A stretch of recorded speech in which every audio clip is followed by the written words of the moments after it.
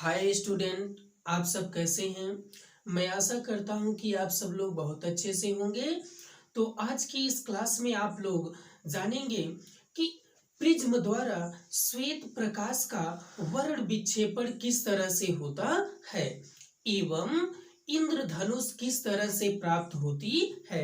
तो चलिए चित्र के माध्यम से आप लोग समझिएगा कि श्वेत प्रकाश जब किसी प्रिज्म से टकराती है तो टकराने के बाद वह अपने मार्ग से विचलित हो जाती है एवं विचलन के बाद वह अपने अवयवी रंगों में विभाजित हो जाती है।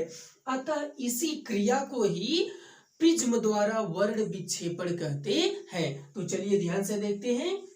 माना कि एक श्वेत प्रकाश की किरण सूर्य से निकली। श्वेत प्रकाश का मतलब होता है सूर्य की किरण जिसमें 7 रंग की किरणों का क्या होता है, मिश्रण होता है। तो एक किरण जैसे ही प्रिज्म के पहले तल से टकराई, टकराने के बाद अब यह जब प्रिज्म के अंदर प्रवेश करती है, चूंकि यहाँ का माध्यम विरल है और यह सघन है। इसके पहले भी आपको बताया गया है कि जब प्रकाश की किरण विरल माध्यम से सघन माध्यम में प्रवेश करती है तो वह अभिलंब की ओर झुक जाती है। तो ध्यान दीजिए, यह किरण गई, इस पर अभिलंब इस तरह से यहां से खींचा जा सकता है। तो एक किरण हुई क्या, अभिलंब की ओर झुकी। झुकने के बाद जब एक किरण पुनः दूसरे तल से टकराई तो टकराने के बाद अब जब ये निर्गत होने लगी तो ये जो श्वेत प्रकाश की किरण थी यह क्रमशः 7 रंगों में विभाजित हो गई, जिनका क्रम इस प्रकार से है। लाल रंग सबसे ऊपर होता है और बैगनी रंग सबसे नीचे होता है। अर्थात इनका क्रम क्या है, लाल, नारंगी, पीला, हरा, नीला, जामुनी एवं बैगनी। अब बात यह आई कि इनका क्रम इस तरह से क्यों व्यवस्थित होता है। तो ध्यान दीजिएगा, जिस रंग की तरंग दैर्ध्य सबसे अधिक, जिस रंग की तरंग दैर्ध्य सबसे अधिक होती है उस रंग का विचलन बहुत कम होता है, जिसके कारण लाल रंग की प्रकाश की किरण ज्यादा विचलित नहीं हुई और यह आगे की ओर बढ़ गई। फिर इसकी अपेक्षा नारंगी रंग का जो प्रकाश होता है उसका तरंग दैर्ध्य कुछ कम होता है, जिसके कारण यह कुछ इसकी अपेक्षा नीचे से होकर निकल जाती है। यही क्रम चलता रहता है तथा बैगनी रंग का जो प्रकाश होता है, इस रंग के प्रकाश की तरंग दैर्ध्य जो होती है सबसे कम होती है, जिसके कारण इसका विचलन सबसे अधिक होता है, जिसके कारण इसका विचलन सबसे अधिक होता है। तो अब ध्यान दीजिएगा, इसी संबंध में 2 महत्वपूर्ण बातें हैं कि विद्यार्थी किस तरह से इन रंगों का क्रम याद रखेंगे। तो नीचे से चलते हैं। बैजनी ह पी ना ला, इसको सूत्र में व्यवस्थित कर दिया जाता है। तो इसको कहते हैं बैजनी ह पी ना ला, मीन्स बै से बैगनी, ज से जामुनी, नी से नीला, ह से हरा, पी से पीला, ना से नारंगी, ला से लाल।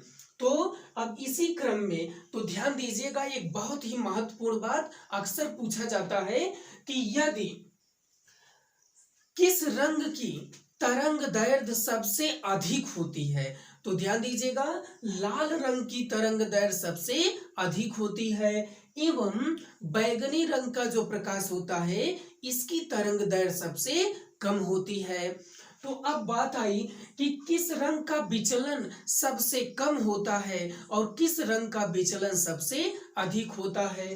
तो लाल रंग की जो प्रकाश की किरण होती है इसका विचलन बहुत कम होता है और बैगनी रंग की जो किरण होती है इसका विचलन सबसे अधिक होता है।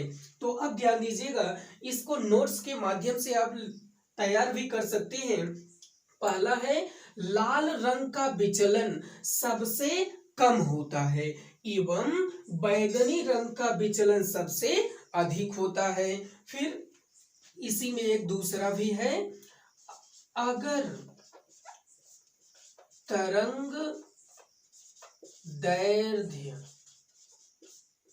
बढ़ेगी, क्या होगी, बढ़ेगी, तो विचलन घटेगा एवं यदि तरंग दैर्ध्य घटेगी तो विचलन बढ़ेगा।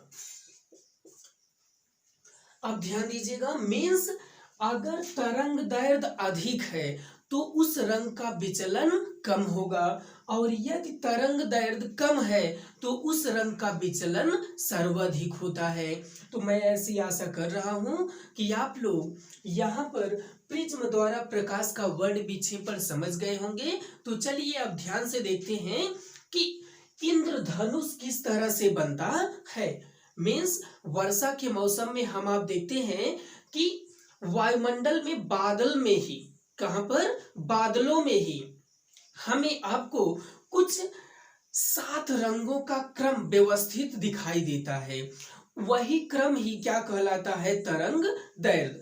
ठीक, और तरंग दैर्ध्य के अनुसार ही उन रंगों का क्रम क्या होता है वहां पर व्यवस्थित हमें आपको दिखाई देता है, जिसे ही हम आप क्या कह देते हैं, इंद्रधनुष।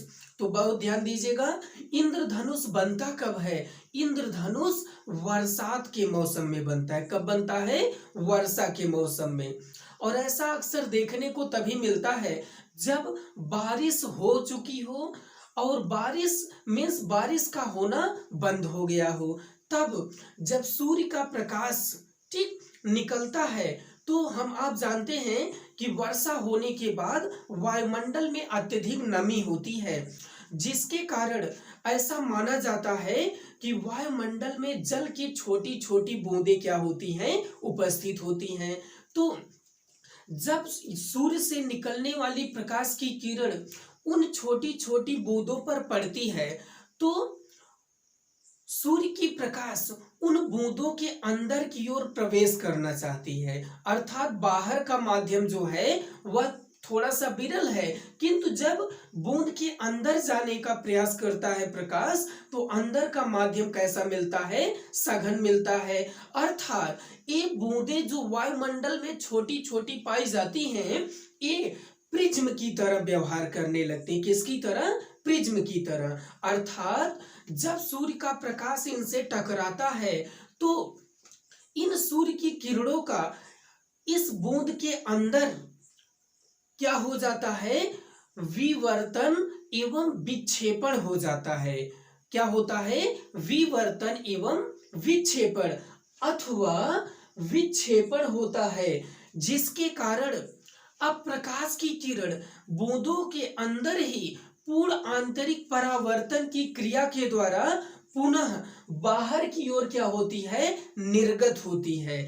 और जब यह बाहर की ओर किरण निकलती है तो यह अपने अवयवी रंगों में विभक्त हो जाती है, अर्थात वही रंग हमें आपको बादलों में बना हुआ दिखाई देता है, अलग अलग क्रम में व्यवस्थित हुआ, जिसे ही हम आप क्या कहते हैं, इंद्रधनुष। तो ध्यान दीजिएगा एक बार पुनः, इंद्रधनुष किसे कहते हैं, इंद्रधनुष वर्षा के पश्चात आकाश में जल के सूक्ष्म कणों में दिखाई देने वाला एक प्राकृतिक स्पेक्ट्रम है। कैसा स्पेक्ट्रम है, प्राकृतिक, जो सूर्य की किरण द्वारा क्या होता है, निर्मित होता है, ना कि ठीक कोई वहां पर जाकर के उनको क्या करता है, बनाता, ऐसा नहीं है।